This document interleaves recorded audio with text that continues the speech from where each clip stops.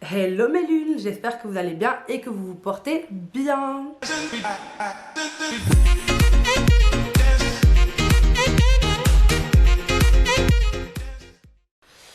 Alors aujourd'hui on se retrouve pour une vidéo qui m'a été énormément demandée, c'est la vidéo par rapport aux études de sage-femme. On va directement aller dans le vif du sujet. Alors oui, en effet, je suis étudiante sage-femme, je suis entre la 3e année et la 4e année. En Belgique, il y a 4 ans d'études pour devenir sage-femme. Alors moi je suis entre les deux parce que c'est un choix personnel, donc je pouvais accéder cette année à mes derniers stages, à ma dernière année, mais je ne l'ai pas fait. Pour régler quelques cours que j'avais de 3e, 2-3 cours, mais que j'aurais pu, en vérité, j'aurais pu le prendre avec moi, mais je ne l'ai pas fait parce que je voulais me consacrer à Inside Woman. C'était un choix personnel. Je trouvais qu'à ce moment-là de ma vie, j'avais des projets à aboutir, je devais donner plus de temps à ma page Instagram, et donc ça a été un choix perso. Je l'ai fait et je me porte très bien. Donc ça signifie que j'ai tous mes cours théoriques de 3e, j'ai déjà fait mes stages de 3e l'année passée, j'ai tous mes cours théoriques de 4e, et donc normalement en septembre 2020, si on reprend le cours de notre vie, je rentrerai en dernière année, mais uniquement les stages. Donc j'aurai uniquement 6 mois plus ou moins de stages à faire et mon travail de fin d'études. Voilà.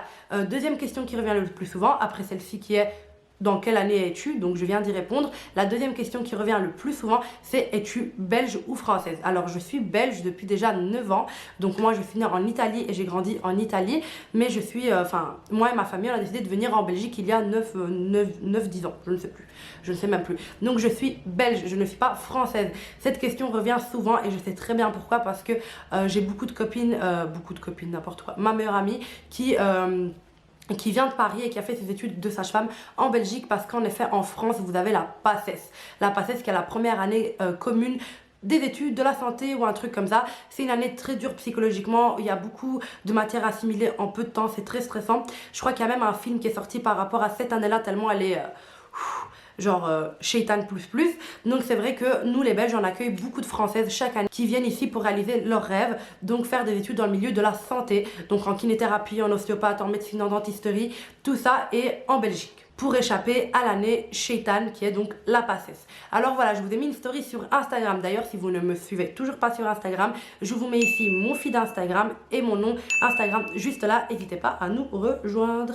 Donc voilà, je vais mettre à chaque fois la question juste là. Vous allez pouvoir la lire et je vais y répondre. Donc la première question est: est-ce qu'il y a beaucoup de mathématiques? C'est une question qui est revenue au moins 50 fois. Absolument pas. Les seuls cours de mathématiques que vous allez avoir, et encore je dis bien mathématiques, c'est des statistiques en 3e année et c'est pas un cours qui est très poussé. Donc en effet non, il n'y a pas beaucoup de mathématiques. Il y a plutôt de la biochimie et de la biologie en première année, mais c'est faisable plus ou moins. Moi perso je galère toujours, mais voilà, sinon il n'y a pas de maths.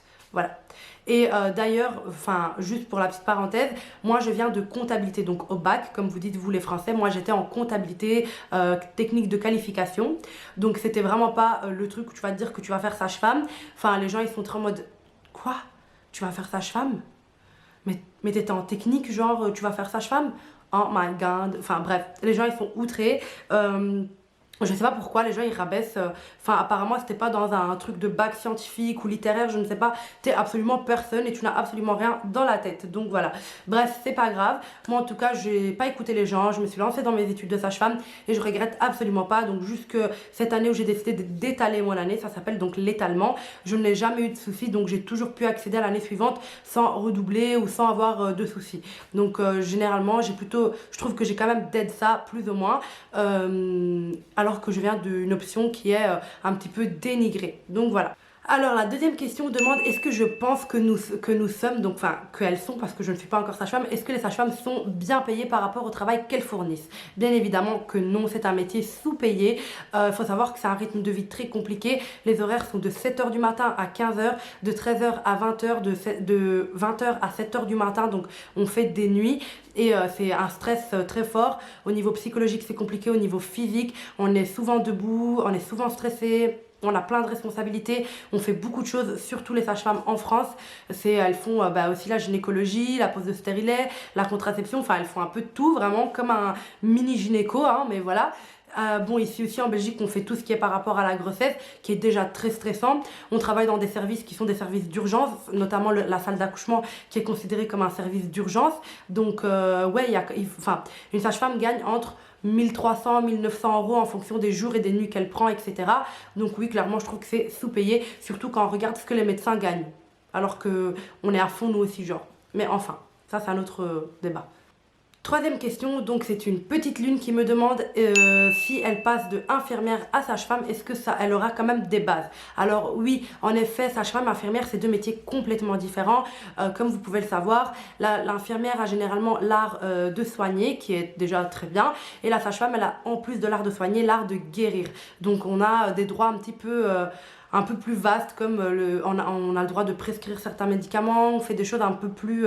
on fait des choses différentes, mais c'est vrai qu'à la première année, en tout cas, des études se ressemblent fortement, très très fort. D'ailleurs, au niveau de l'anatomie, de la biologie, de la biochimie, il y a plein de cours en commun avec les infirmiers, donc franchement, je pense que oui, pour la première année, le fait d'être infirmière ou d'être dans des études d'infirmière pourra bien évidemment t'aider. Quatrième question, oui, en effet, les sages-femmes peuvent faire des suivis gynéco en France et en Suisse, je sais pas, mais en tout cas en Belgique, non. Donc une sage-femme ne fait pas de consultation gynéco comme en France, elle pose pas de stérilet, etc. Mais elle peut totalement parler de contraception avec ses patientes, elle peut travailler dans un planning familial et aider les jeunes, aider les personnes qui viennent dans le planning familial. Donc oui, on a quand même en Belgique des compétences gynécologiques. Après, c'est vrai qu'en France, elles sont plus poussées. Et d'ailleurs, si vous voulez consulter pour un stérilet ou des choses comme ça, vous pouvez bien évidemment en France vous rediriger vers une sage-femme. Et peut-être si vous n'avez aucun gros problème, n'être suivi que par une sage-femme et vous n'allez jamais voir un Gigi de votre vie, genre. Voilà. Après, bien évidemment, les Gigi, enfin, je tiens quand même à le dire, les gynécos ne sont pas le diable, mais je sais qu'il y a beaucoup de personnes qui se sentent plus à l'aise avec une sage-femme. Sachez qu'il y a du bon et du mauvais partout, mais voilà. En tout cas, pour le moment, il y a des bons avis sur les sages-femmes, donc si vous voulez vous faire suivre par une sage-femme, ça coûte moins cher, c'est cool, allez-y. Alors, cinquième question, donc ici on me demande est-ce qu'il y a une équivalence France-Belgique? Bien évidemment que oui, donc les sages-femmes, les étudiants de sages-femmes qui viennent de France pour travailler en tant que... Enfin, qui viennent de France pour faire leurs études en Belgique, elles peuvent après rentrer chez elles en France pour tout simplement travailler en tant que sage-femme, il n'y a aucun problème. Et le diplôme belge est valable donc partout dans le monde. Donc il y a des personnes qui travaillent en Guyane, d'autres en Guadeloupe, d'autres en Belgique, d'autres en France, en Suisse. Il n'y a aucun problème à ça. Alors, sixième question, ici on me demande est-ce que l'entrée en école de sage-femme en Belgique se fait via un concours? Non, en Belgique ce concept de concours est vraiment pas existant, ou très peu je pense, oui très peu. Il y a en médecine je pense et en polytechnique, mais... c'est tout, je pense. Je pense qu'en tout cas, je suis sûre que dans la plupart des écoles belges, il n'y a pas vraiment de concours à passer pour entrer dans une école. Tu peux t'inscrire où tu veux, peu importe le bac que tu as eu, les mentions que tu as eues, etc. Les écoles sont publiques, bien évidemment, donc quasiment toutes, en tout cas la plupart des écoles et des universités belges sont bien évidemment publiques. Donc on n'a pas ce concept, enfin la France et la Belgique sont très différentes au niveau scolaire, donc généralement elles sont publiques. Alors cette question me demande comment ça se passe quand on est français et qu'on arrive en Belgique. Donc bien évidemment, vous avez un peu d'aide, je pense, si vous voulez, de certains assistants sociaux, mais je ne suis pas sûre dès le début. Donc il faudra trouver un cote, donc un cote qui est un appartement étudiant ou un vrai appartement selon vos moyens. Donc il faudra payer le loyer, etc., etc. Payer une année scolaire sage-femme qui coûte plus ou moins 650, 700 € l'année et voilà, vivre en Belgique en fait tout simplement.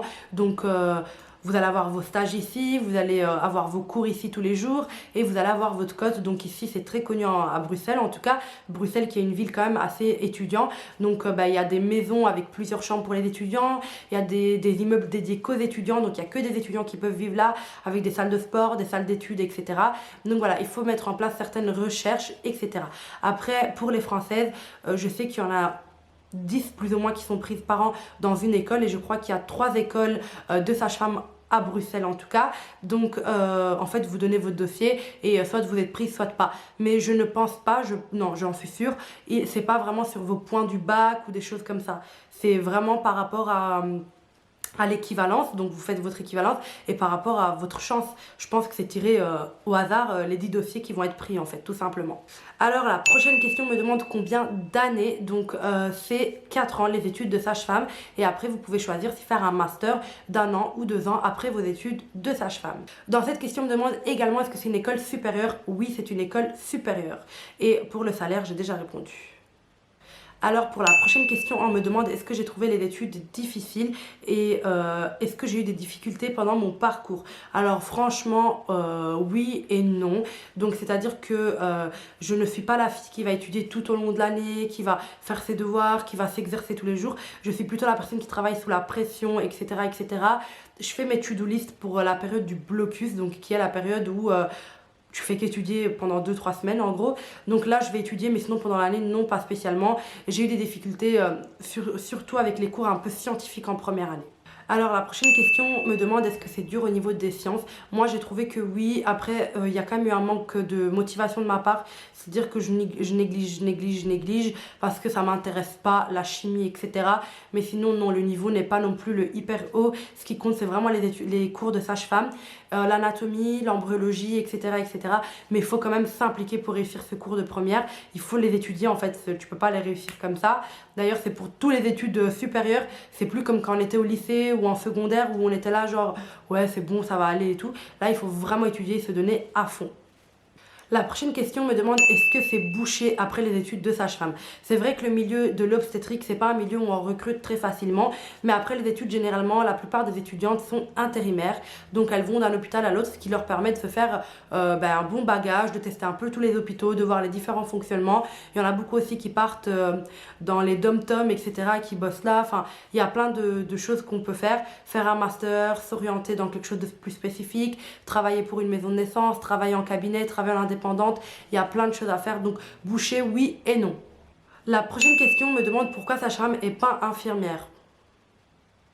Parce que, en fait, je sais pas si c'est genre pourquoi est-ce que j'ai choisi sage-femme et pas infirmière. Ben parce que c'est comme si je te dis pourquoi prof et pas médecin. Enfin, c'est un choix personnel, donc c'est quelque chose que je veux faire depuis que je suis tout bébé.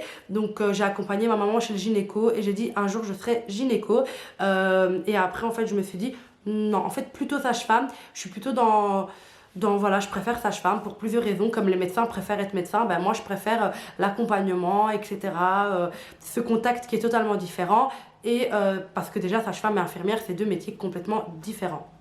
En tout cas, il y a les gens qui les assimilent beaucoup, mais moi, quand je parle avec des étudiantes d'infirmerie ou que je suis en stage, parce que nous, les sages-femmes, on a des stages infirmières, plus maintenant, mais avant, on en avait des stages d'infirmières, je me reconnaissais pas du tout, je me trouvais pas du tout dans mon milieu. Donc, c'est deux métiers différents et les deux sont top, les deux sont respectables, mais ça dépend de ce que vous voulez faire. Ici, donc une abonnée me demande est-ce que c'est pas trop tard parce qu'elle a 40 ans, enfin elle a la quarantaine passée. Absolument pas. S'il y a bien une chose que j'ai remarqué en arrivant dans les études supérieures, l'université, etc., ce milieu-là, c'est qu'il n'y a pas d'âge pour revenir sur les bancs de l'école. Et franchement, vous n'avez pas du tout à complexer parce que vous êtes maman, que vous avez plus de 40 ans, que votre âge, etc. Les études de sage-femme sont ouvertes à tout le monde et ça pour tous les études, médecin, ingénieur, marketing, vraiment il n'y a pas d'âge, donc foncez. Je réponds à cette question donc, qui me demande quels sont donc les diplômes formations complémentaires que l'on peut passer avec sage-femme. Donc après avoir fait vos 4 ans d'études sage-femme qui vous donnent le diplôme de sage-femme, vous avez le choix, vous pouvez faire des formations en allaitement, diabète gestationnel, donc le diabète de la grossesse, en rééducation du périnée, en plein de choses, ou faire un master qui vous ouvre plusieurs portes. En fait vous avez des masters en sexologie, en chef de service, etc. Enfin il y a plein de masters au niveau de la santé après vos études de sage-femme. Donc en fait, vous pouvez vraiment aller un peu partout et apprendre plein de choses différentes, vous spécialiser dans votre métier de sage-femme ou avoir autre chose grâce au master. Donc voilà, il y a plein de choix et voilà. Je termine donc par cette question, donc qui est un conseil pour les personnes venant de se lancer dans les études de sage-femme. Il faut garder la tête haute, être forte, ne pas se déprimer, ne pas stresser, ne pas croire qu'on va jamais y arriver. Il faut juste ne jamais abandonner. En fait, moi, quand j'ai un objectif dans la vie, je le visualise tellement fort et je me dis, il faut que j'y arrive quoi qu'il se passe. Donc oui, j'ai beaucoup pleuré pendant mes études de sage-femme. Enfin, j'y suis encore, mais là, je vois un petit peu la porte de la fin s'ouvrir quand même parce que je me dis, la prochaine fois que je retournerai à l'école, ça sera peut-être en septembre et ça sera ma dernière année, j'aurai que les stages à faire. Donc j'aurai plus de classe, de trucs, machin, tous les trucs. J'irai juste à mes stages et j'essaierai de faire mes stages le plus cool possible et de m'investir. Mais j'ai beaucoup pleuré pendant mes études de sage-femme, j'ai eu beaucoup de baisse de morale, j'ai perdu beaucoup de poids, j'ai fait plusieurs mini-dépressions à cause de ces études. Je vous ferai ça dans une story time après mes études, donc ça sera dans un an, parce que voilà, il y a des choses dont on peut pas parler quand on est encore dans les études. C'est pour cela que je ne réponds pas à la question qui est revenue le plus souvent, qui est: dans quelle école es-tu? En fait, je n'ai pas le droit d'en parler. Il faut savoir que quand j'ai créé Inside Woman, je me suis fait défoncer par les gens qui étaient dans ma classe, dans mon école, qui étaient vraiment genre en mode: pour qui elle se prend? Donc voilà.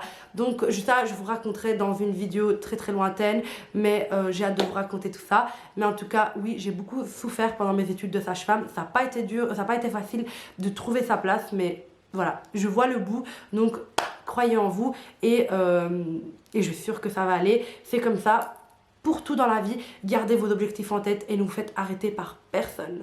Bon, moi je vous dis à la prochaine. Et prenez soin de vous. Vous connaissez. N'oubliez pas de commenter, liker, vous abonner à ma chaîne. Et on se retrouve dimanche prochain. Si Kellogg's veut me contacter pour un partenariat Miel Pop, je suis chaud. Dites-lui s'il vous plaît.